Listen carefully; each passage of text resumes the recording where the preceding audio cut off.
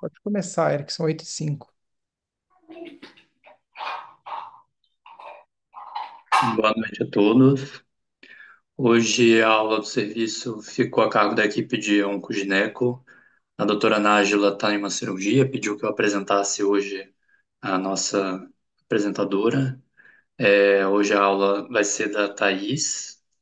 A Thais é médica formada pela Faculdade de Medicina da USP de Ribeirão, é ginecologista e obstetra também pela USP Ribeirão, mastologista e oncoginecologista também pela USP Ribeirão. E desde o ano passado é assistente no serviço de Oncopelve, na ginecologia lá do Hospital do Servidor. E hoje vai dar uma aula sobre o uso de ADCs em oncoginecologia. Bem-vinda, Thaís. Obrigada, boa noite a todos. É um prazer estar aqui, realizando essa aula. Eu sempre fico um pouco nervosa assim com aula, mas espero que dê tudo certo.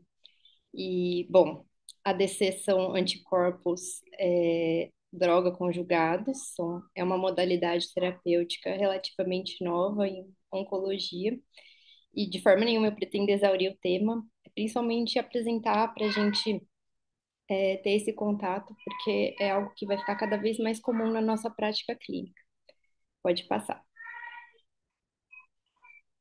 Então, para toda vez que eu faço alguma aula sobre oncologia, eu gosto sempre de começar com esse modelo do Cancer Hallmarks.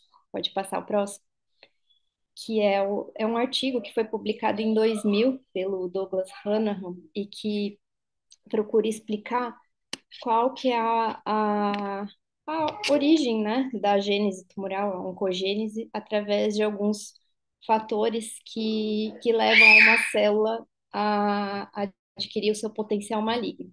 Então, primeiramente, ele desenvolveu esses 6 fatores, né, que basicamente a autossuficiência dos fatores de crescimento, que fazem as células sempre receberem esses sinais de proliferação, a falta de sensibilidade aos antifatores de crescimento, a evasão da apoptose, angiogênese sustentada, o potencial replicativo ilimitado e a capacidade de invadir tecidos e metastizar, de realizar a transição epitélio-mesenquimal. Pode passar o próximo. E esse modelo foi atualizado em 2011, após alguns estudos, também in vitro, principalmente, e ele propõe nessa atualização tratamentos oncológicos baseados nesses fatores da tumorigênese, né? Então, além desses descritos, ele descreve também, por exemplo, a evasão da resposta imune, que foi a base principalmente para o tratamento para imunoterapia, os inibidores de checkpoint imune, a inflamação promotora de tumor, a instabilidade genômica, que também é a base para o tratamento com inibidores de PARP, a desregulação também de energia celular, e mantendo, né, esses outros que a gente já conhece, que a gente, né, desde da Segunda Guerra Mundial, com a geração dos primeiros quimioterápicos, a gente atua, que é basicamente essa questão de mortalidade celular e a resistência à apoptose, à morte celular, e que o tratamento citotóxico com as drogas quimioterápicas já muito bem estabelecidas, né, tem como alvo. Pode passar o próximo. E em 2022 também houve uma nova atualização com incorporação de outros fatores, como, por exemplo, reprogramação epigenética, que tem sido muito falada, microbioma polimórfico, a presença de células senescentes, essa questão mais paradoxal, e a plasticidade fenotípica. Em câncer ginecológico, para tratamento de doença avançada, doença metastática, ou mesmo localmente avançada, apesar de todo esse desenvolvimento, a espinha dorsal do tratamento continua sendo a quimioterapia baseada em platina, quando o tratamento não é curável. E com base nessas teorias, houve também o desenvolvimento de outras terapias-alvo, né? Inicialmente, o inibidor de VEGF, que é basicamente um tratamento que vai contra essa angiogênese sustentada, o bevacizumab, né, que já está muito bem estabelecido para tumor de ovário, para tumor de colo uterino avançado. O uso de inibidor de PARP para tumores de ovário, que tem a mutação do BRCA, tal qual doença de mama, ou a deficiência dos genes de recombinação homóloga. E também o uso de imunoterapia, que já tem sido muito bem estabelecido tanto para câncer de endométrio, os tumores quentes de endométrio, né, que tem estabilidade dos microsatélites, os tumores MMR deficientes, e para tumor de colo também localmente avançado. E não só no cenário metastático, mas também desde o ano passado foi estabelecido também como um tratamento de primeira linha para tumor que tem mais de 4 centímetros, junto da quimioterapia com a radioterapia. Pode passar. Uma nova modalidade, então, que surgiu ao longo dessas atualizações, né, no último século, no século XXI, foi os anticorpos droga conjugados. Pode passar. Já existem várias drogas dessas que já estão aprovadas pelo FDA americano para tratamento principalmente de câncer de mama, linfoma, mieloma múltiplo, câncer gástrico e ovário. A primeira droga, normalmente todo tratamento quimioterápico começa em hematologia, né? Foi liberado para uso em linfoma de Hodgkin, que é um anticorpo monoclonal contra o CD30, associado a uma droga antimicrotúbulo, que é o brentuximab vedotin, e que hoje em dia já é considerado padrão ouro para linfoma de Hodgkin avançado. Pode passar. E o princípio dos anticorpos droga conjugados é o de uso de um tratamento alvo contra células tumorais, combinando o uso de anticorpos monoclonais, que são de terceira geração, então eles são totalmente humanos, né? Sempre começa com anticorpo do murínico, de rato, de camundongo, depois eles fazem a medicação quimérica, e hoje em dia a gente só usa anticorpo humanizado mesmo, combinados com agentes citotóxicos. E tem um pesquisador americano que gosta sempre de deixar, ele é um entusiasta dos ADCs, e ele descreve como um smart bomb approach. Ou, no Brasil, a gente fala muito de um mecanismo de cavalo de Troia, no qual a gente vislumbra com o anticorpo interagir com o receptor específico de célula para que haja uma internalização do complexo e, com isso, a liberação do agente quimioterápico especificamente dentro das células. Pode passar. Das células tumorais. Então, a gente tem três componentes. O primeiro componente é o anticorpo monoclonal, altamente seletivo para um antígeno associado ao tumor. O segundo componente é o agente citotóxico, que é chamado também de payload, que é a carga que vai ser entregue a essa célula, designado para induzir morte celular quando internalizado. Basicamente, hoje em dia a gente utiliza auristatinas, que são compostos antimicrotúbulos, e maitancinoides, que também são compostos antimicrotúbulos específicos, são medicações que são cicloespecíficas. Elas são muito semelhantes, na verdade, aos alcaloides vegetais que a gente utiliza como quimioterapia, como, por exemplo, os taxanos, os alcaloides da vinca, como o vincristina, a aminoreubina. E a gente tem agentes também que quebram o DNA especificamente. Então, elas não são ciclo específicas, como essas caliquemicinas e os análogos de camptotecinas, que atuam na topoisomerase 1. E essas medicações são medicações que normalmente a gente não consegue administrar endovenoso porque elas são muito tóxicas. Então, essa é uma forma de se administrar sem causar efeitos adversos que sejam incapacitantes. E para conectar um no outro, a gente precisa de um ligante, que eles chamam de linker, né, que seja estável na circulação e libere esse agente citotóxico apenas dentro da célula-alvo e não em outras células, para minimizar realmente essa toxicidade. Pode passar. Então, esse é um modelinho no qual a gente vê em cima, no passo número 1, a ligação da porção do anticorpo com o seu receptor específico, a internalização desse processo, desse composto, aí o complexo é degradado né? Esse linker é degradado, ele pode ser clivável ou não clivável, mas isso é bem conceito bioquímico, normalmente pelo compartimento endolisosomal. E aí as drogas que estão conectadas a ele são liberadas no citoplasma para atuar, seja através da destruição do fuso de microtúbulo, interromper a fase da fase M do ciclo celular e gerar a morte celular, ou destruindo diretamente o DNA através daqueles outros mecanismos, né, da topoisomerase. E pode passar o próximo. Além disso, existe um outro efeito muito conhecido, principalmente depois da liberação do trastuzumab deruxtecan, que é um tratamento mais recente, que eu vou falar um pouco mais nos próximos slides, que é esse efeito bystander, que basicamente é quando essa célula que liberou esse complexo do ADC sofre uma lise, e com isso ela libera mais drogas e que vão ter ação nas células vizinhas. E esse é um efeito que a gente vê muito em carcinosarcoma, mesmo quando ele não expressa o HER2, que no caso do trastuzumab deruxtecan, é o anticorpo que vai conectar no receptor dessas células, né, para liberar o deruxtecan, que é o quimioterápico, inibidor de topoisomerase. E com isso, a gente consegue fazer com que a dose da medicação seja 100 vezes mais potente do que ela seria se fosse administrada endovenosa. Pode passar o próximo.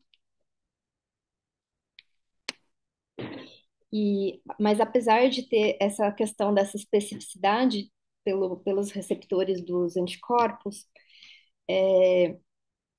ainda existe, a gente tem reportado uma série de efeitos adversos. Pode passar.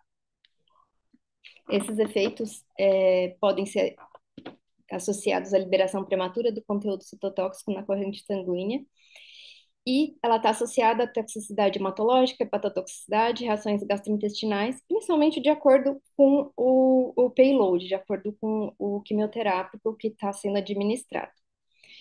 E também existem danos secundários pela resposta imune, pelo reconhecimento de anticorpos do self contra os anticorpos dos ADCs. Pode passar. Os principais efeitos colaterais são muito semelhantes com o de quimioterapia, né? Como linfopenia, náusea, neutropenia, visão borrada e neuropatia periférica. Neuropatia periférica é um efeito muito comum aos inibidores de microtúbulos, né? A gente está muito acostumado com esses efeitos no uso dos tratamentos que a gente utiliza já habitualmente para tumor ginecológico, né? No carbotaxol, pelo taxano. Então, é um efeito que permanece. E a incidência global, pelos estudos clínicos que utilizaram essas medicações, foi de 91,2%, que na verdade é bem semelhante ao que a gente já tem para quimioterapia habitual. E a incidência de eventos, né? TRAE significa Treatment Related Adverse Effects.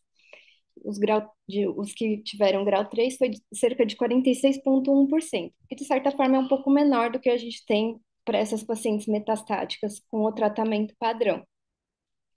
E os mais comuns foram neutropenia e parestesia, que é relacionada à neuropatia periférica, trombocitopenia, neutropenia febril, que já é um efeito mais grave, e linfopenia. Pode passar. E a incidência de descontinuação do tratamento por esses efeitos adversos foi de 13%, que é uma incidência baixa, considerando que a gente tem com as medicações padrão.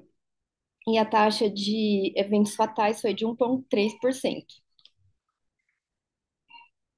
E doença pulmonar intersticial e pneumonite foram as principais causas de morte relacionadas ao tratamento com ADCs, mostrando que também é um tratamento que pode ter efeitos muito graves, né? Como qualquer tratamento sistêmico.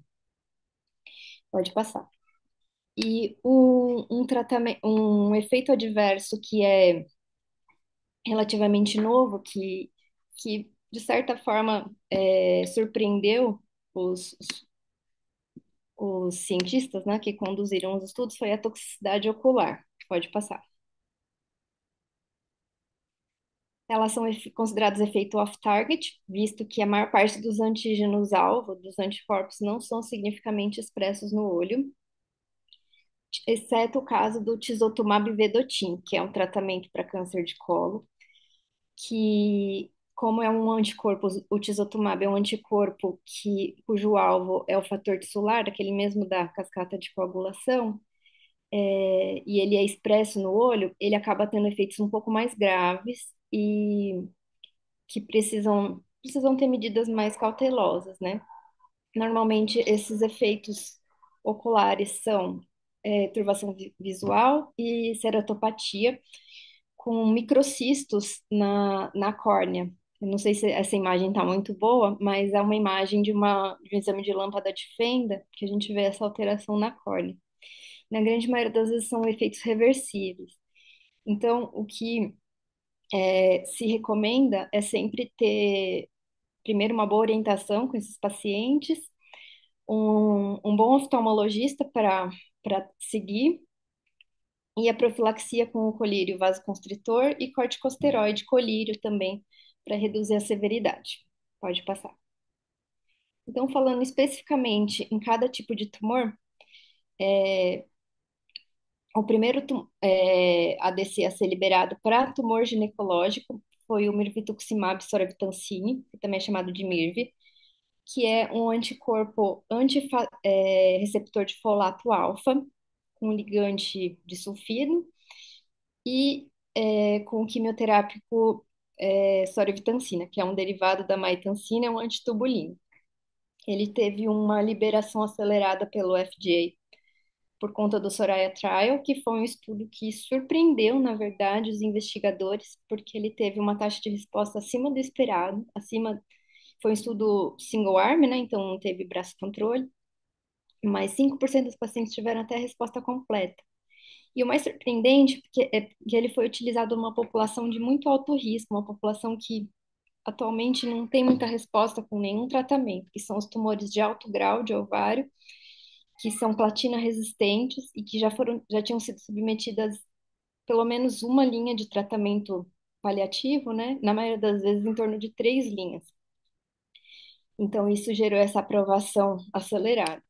E posteriormente pelo Mirassol, que foi um trial que liberou os resultados em 2023. Pode passar. O Mirassol foi publicado no New England em 2023. Pode passar o próximo. E que mostrou é, uma diferença importante, né, significativa, tanto para sobrevida livre de progressão como sobrevida global em câncer de ovário nesse cenário avançado de 1 a 3 linhas de tratamento paliativo. E são pacientes que a gente está muito acostumado em ver e que não tem muita opção, a gente vai utilizando quimioterapia monodroga, né, quando é uma doença platina resistente, e, e muitas vezes são pacientes que não são mais candidatas à ressecção cirúrgica. Então, foi um estudo muito animador para esse grupo. Pode passar. Além disso, existem outros estudos que estão ainda avaliando o uso do mirvetuximab soravtansina e que associam ele a outros tratamentos, como esses outros estudos sempre têm esses nomes, né? Pode passar. E outras medicações também têm sido estão em estudos atualmente, outros payloads associados a anticorpos receptor de folato alfa. O receptor de folato alfa é interessante notar que ele é expresso em até 70% dos tumores de ovário e acima de 90% dos tumores de ovário que são platina resistentes, que já foram submetidos a várias linhas de tratamento. Pode passar. Tem também outras medicações que têm sido testadas, né, com anticorpo contra uma proteína carreadora de fosfato mediada por sódio, né, que também é expressa em percentuais acima de 60% em células de tumores de ovário. Pode passar. E um anticorpo antimesotelina, que também é expressa entre 50% e 100% dos tumores de ovário. Tem uma grande variação. E normalmente, para a gente definir que um paciente é candidato a fazer uso dessa medicação, a gente precisa testar se o tumor realmente apresenta esses receptores, né? Existem vários ensaios, geralmente baseados em imunistoquímica ou mesmo em genética, para avaliar isso antes de determinar se essa paciente é suscetível a esse tratamento. Pode passar. Em câncer de colo uterino, a gente tem também, pode passar, o tisotumab vedotin, que já também está liberado pelo FDA, também foi uma liberação acelerada, que é um anticorpo, como eu falei, anti o fator tissular, que é aquele fator da via extrínseca da cascata de coagulação, mas que também está presente em várias células tumorais, tem relação com oncogênese, até com aquela questão de transição epitélio-mesenquimal, que é o que permite que um tumor epitelial se metastatize, né, entre na corrente sanguínea. Ele é um anticorpo contra esse fator, com ligante clivável, e o payload é uma auristatina, monometiloristatina E, que é um também agente antimicrotúbulo. E, embora ele já tenha sido liberado por conta de um estudo fase 2, ele ainda está em avaliação por estudos fase 3. E ele é uma opção para tumor de colo, quando no cenário paliativo também. E o trastuzumab deruxtecan, que é um anticorpo anti-HER2, no trastuzumab acho que todo mundo já conhece, que tem um ligante clivável, e o payload é um inibidor de topoisomerase 1, que é uma medicação de grande toxicidade. E para câncer de colo e mesmo endométrio, pode passar o próximo, o trastuzumab deruxtecan, foi ele teve uma validação, né? Teoricamente, pelo FDA, ele não está liberado para esse tipo de tumor, mas a gente acaba utilizando, eu vejo muito isso em outros hospitais particulares, o pessoal judicializando e conseguindo, por conta do estudo Destiny Pan Tumor. Para câncer de mama, acho que o Marcelo pode dizer melhor, é uma medicação que foi liberada, acho que em 2020, o estudo Destiny Breast, onde se viu que ele tinha ação mesmo em pacientes que tinham uma expressão baixa, né, uma expressão low do HER2, e justamente porque ele não tem só a questão da internalização, que vai ser tóxico especificamente para o tumor que expressa, mas também aquele efeito nas células vizinhas, por conta do efeito bystander, e que acaba sendo muito útil em tumores com grande heterogeneidade, porque esse é um dos desafios dos ADCs, né? A questão da gente ter tumores com muita heterogeneidade, então nem sempre um, um tratamento que é alvo específico acaba sendo bom nesse cenário. Pode passar o próximo. E o próprio mirvetuximab soravtansina também tem sido estudado para câncer de endométrio, porque a gente tem um percentual mais baixo, cerca de um terço dos tumores vão ter receptores de folato alfa também, em uma expressão significativa para torná-los suscetíveis a esse tratamento. Pode passar. E o sacituzumab govitecan, que tinha sido falado no começo, né? É um anticorpo anti-TROP2, que é um fator de trofoblasto, enfim, é uma proteína que também é expresso em câncer de endométrio, em tumores de endométrio, em menor grau. Em câncer de mama triplo negativo, eu acho que ele já está bem estabelecido, né? E ele também tem um payload, também inibidor de topoisomerase, que é o metabólito ativo do irinotecano, que é uma camptothecina. Pode passar. Então, em resumo, para não me alongar muito, né? Esses são os ADCs que já estão liberados pelo FDA, são só esses dois, no cenário de tumor ginecológico, o mirvetuximab para ovário e tisotumab para câncer de colo. Pode passar. E esses todos ainda estão sob estudo, né? Esse daqui é mais para ilustrar, não vou ficar falando cada um deles, mas mostrando, por exemplo, como a gente tem estudos que comparam o mirvetuximab junto com carboplatina, ou sozinho, ou a quimioterapia sozinha, ou com o uso do bevacizumab, essas outras medicações, comparados também com o bevacizumab, enfim, né? Uma infinidade de possibilidades. Pode passar. E a mesma coisa para tumor de endométrio e tumor de colo. Pode passar. Só que, assim como outros tratamentos, né, e justamente por conta daquelas características tumorais mencionadas no começo, existem, né, principalmente a questão de alta carga mutacional e que é contínua nos tumores, principalmente os de mais agressividade, de maior agressividade, a gente tem resistências aos anticorpos e aos ADCs em geral, que pode ser tanto mediada pelos anticorpos, né, como downregulation dos receptores dos antígenos pelos quais os anticorpos estão designados. Isso acontece muito com o HER2. Inclusive, o primeiro anticorpo droga conjugado foi o trastuzumab emtansine, né, o TDM1, e ele, logo no começo, ele foi muito bem utilizado, ele foi validado, mas ele, logo no começo, ele já demonstrou uma grande resistência por conta dessas mutações que a molécula do HER2 sofre, tanto na questão de downregulation quanto na alteração do sítio de ligação.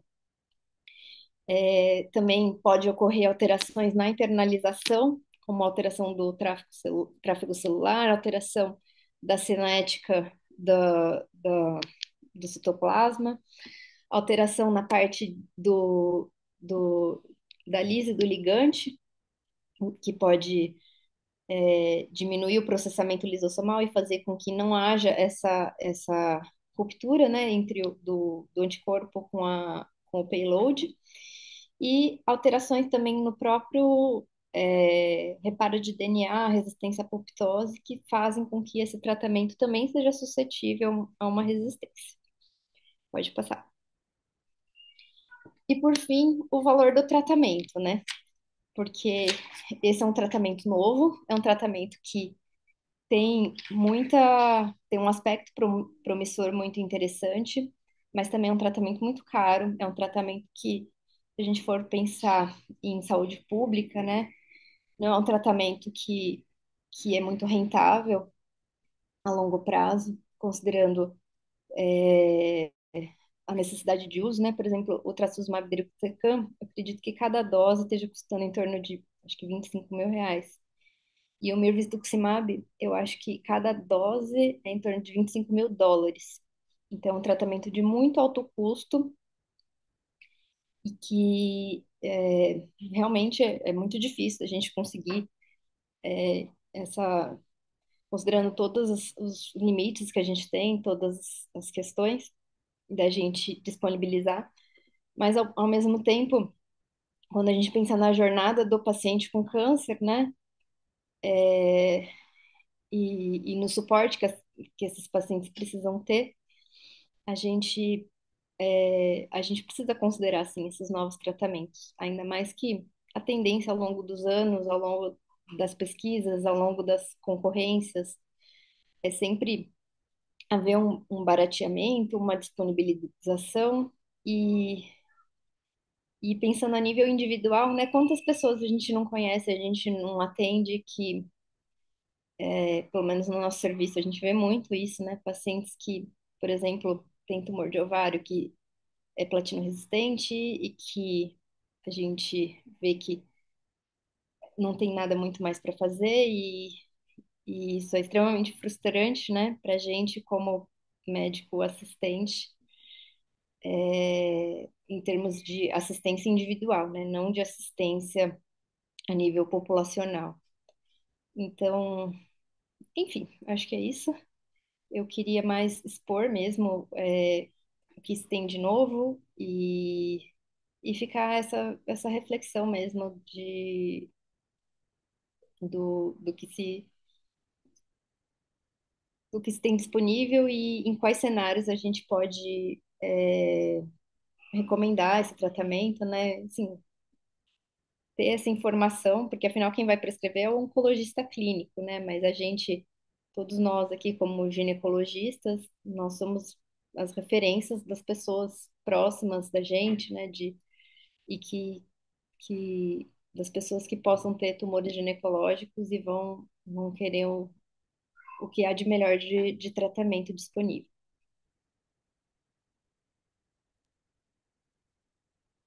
Parabéns, Thaís, pela aula. Obrigado. É um tema muito denso, muita informação e acho que você expôs de uma forma bem didática. Queria abrir para perguntas, se alguém tiver, por favor.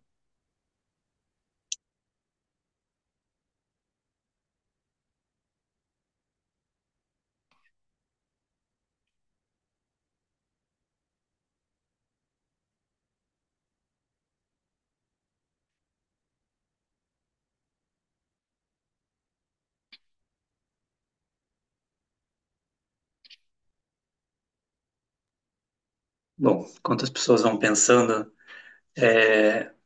me chamou a atenção, Thaís, quando você mostrou ali o estudo do MIRV, eu acho. O ganho de Uhum. sobrevida global, na verdade, ele é bem pequeno, né? Se você for considerar ele de 4 meses de aumento de sobrevida. Sobrevida livre de doença, não sei se chegou a 2 meses ali.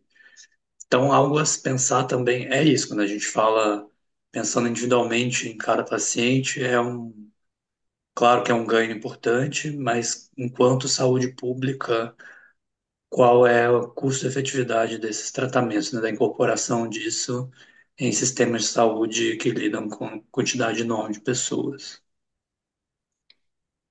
Sim, exatamente, né? Eu acho que as medidas mais custo-efetivas são as prevenções e, e é isso, né? São tumores, os tumores avançados ginecológicos, eles têm uma sobrevida já muito ruim, né? Então, um tumor de ovário platino resistente, normalmente, ele tem uma sobrevida média de 3 meses. Então, qualquer tratamento que aumente isso para 6, 7 meses, a gente já tem um ganho muito grande.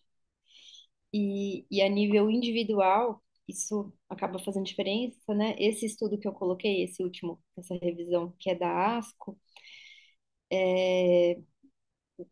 eles falam justamente isso, que às vezes é importante alinhar qual que é o desejo do paciente, quais são os marcos de vida que ela ainda quer ter, e que esse é um tratamento que pode permitir isso, a um custo alto atualmente, mas que, enfim, que eu acho que são opções que existem e que, principalmente dependendo de como for o suporte dessa pessoa, desse indivíduo, né? A gente não, né? O oncologista clínico vai orientar. E na prática, eu vejo muito a prescrição, sim, né, de pacientes multimetastáticos que já tentaram de tudo e normalmente eles fazem a solicitação dos receptores, eles vão atrás para tentar fornecer o tratamento, considerando que a toxicidade é aceitável.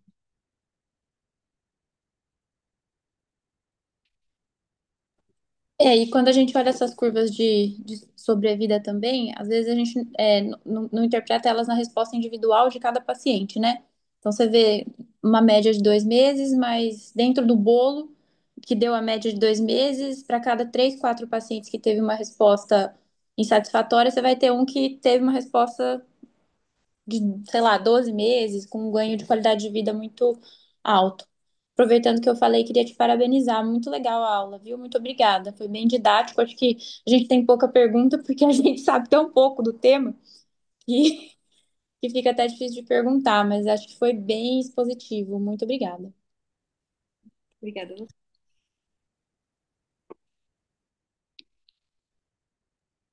E acho que outra coisa para a gente pensar também é o quanto essas novas drogas que estão sendo desenvolvidas vão mudar a forma como a gente trata cirurgicamente essas pacientes, né? Talvez as cirurgias que a gente faça hoje, daqui a um tempo, não existam mais. A agressividade da cirurgia não se justifique mais, porque você vai ter drogas muito mais eficientes em tratar os tumores do que as nossas cirurgias. Então, também acho que é algo que pode mudar os paradigmas da cirurgia oncológica.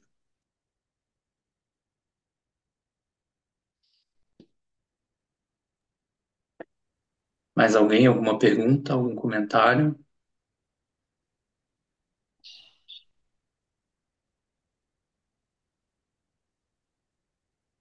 Bom, então acho que é isso. Thaís, de novo, muito obrigado pela aula, parabéns. Obrigado a todo mundo da audiência e até a próxima. Obrigada. Pode passar o próximo, só para ter o slide no final, que é do setembro roxo. Boa Obrigado, noite. gente. Boa noite. Boa noite.